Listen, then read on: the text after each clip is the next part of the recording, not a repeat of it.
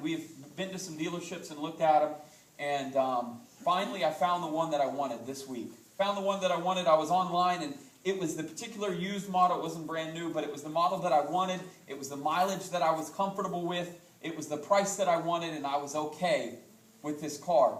So I was preparing myself to go to the dealership. You know how you have to prepare yourself to go to a dealership and get ready for what's going to happen? See, when you go to a dealership, sometimes they try to upsell you on something. They have this car that's kind of the hook to get you in, and it's $7,000. But if you would only pay $99 more per month or $100 more per month, you can get a car just like this. But for another $100 per month, that's really not that much, is it? You can have this car, and they move you 3 rows over. And so I had to prepare myself for that, because otherwise I would walk out there, instead of spending $13,000, I would spend $33,000, and then I would think, what in the world just happened, right? That happens sometimes. So I was building myself up. I was prepared for it, and I said, if this car is not for me, if it's not right, if the frame's not right, the financing's not right, if the paint's not right, if the Carfax isn't right, I'm done. I'm out. I'm walking out. He's not going to resell me on something else. I'm leaving. I had myself set on it. Well, we went, we looked at it, we drove it, and everything was right. It felt good.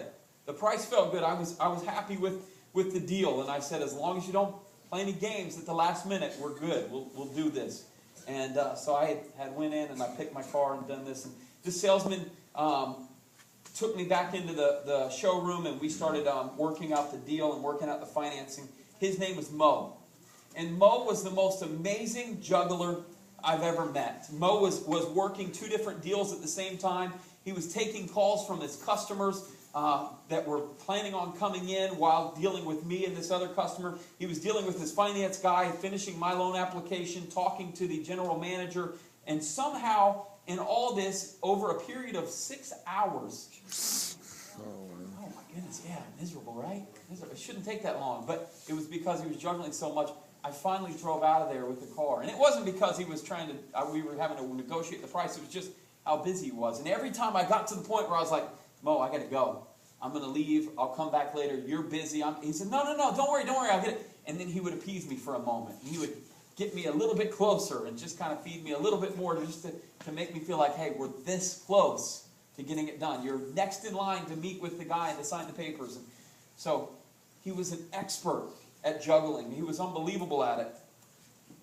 And if it wasn't for him being such a good juggler, I probably would have went for his jugular, because I was so tired of being in there, so tired of dealing with it. But we got it done, and he's a good salesman. He knew how to sell a car. He knew how to keep a customer. So then I was in the finance room, and I was in the office with the guy.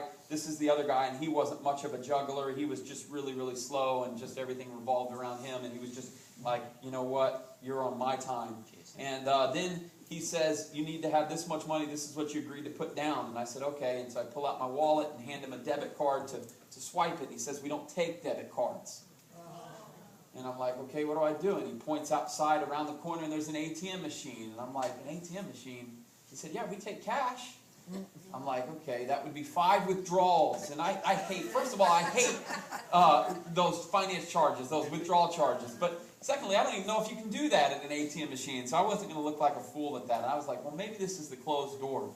Maybe I shouldn't do this. And I'm walking, thinking about walking, and in comes the expert. In comes the juggler. In comes Mo, and he says, no, we got this. We'll make it happen. And Mo puts me in his car, and he drives me to the Publix, because my bank is local down here. This dealership was too far north. He says, we'll drive to the Publix and we'll get a money order. Will that work? And I said, yeah, it'll work. If it works for you, it works for me. So he puts me in his car, and we drive to the Publix, and we get a money order. And on the way, we're talking, and he knows that I'm a pastor, and we're talking about my life. And then I begin to ask him a little bit about his life and ask him about his faith. And automatically, this is what sometimes people will say when you ask them about your faith. They're like, well, I'm a good person. That's what they say, right? They say, oh, yeah, I try to go to church. Or he told me about how he went through the confirmation classes, and he went through some of those educational classes as a kid, and he really likes going to church. He just doesn't have time with everything going on.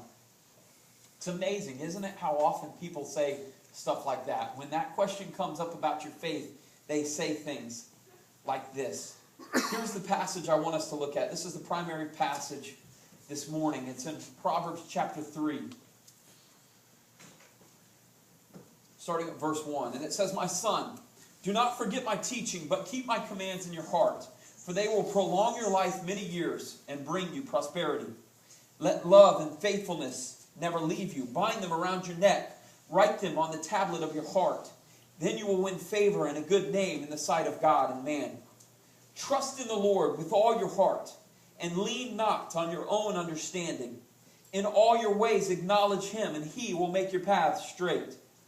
Do not be wise in your own eyes. Fear the Lord and shun evil. This will bring health to your body and nourishment to your bones. Honor the Lord with your wealth, with the firstfruits of all your crops. Then your barns will be filled to overflowing, and your vats will brim over with new wine. My son, do not despise the Lord's discipline, and do not resent his rebuke, because the Lord disciplines those he loves. As a father, the son he delights in."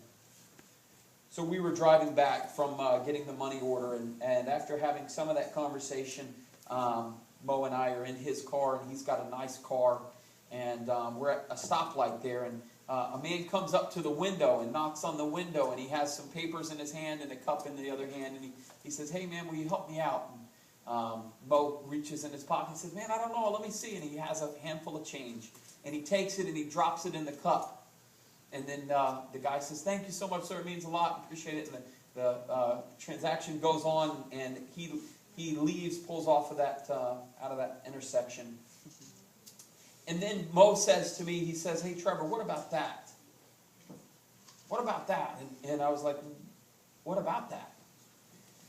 And he was like, "Well, what is that guy doing? Is he really given to his ministry?" I was like, "Man, I don't know that guy. Maybe he is. Hopefully he is. Or maybe he's just trying to make ends meet. Maybe he's just down on his luck and he needs the money, and maybe that ministry is supporting him by sponsoring him to stand out on the corner."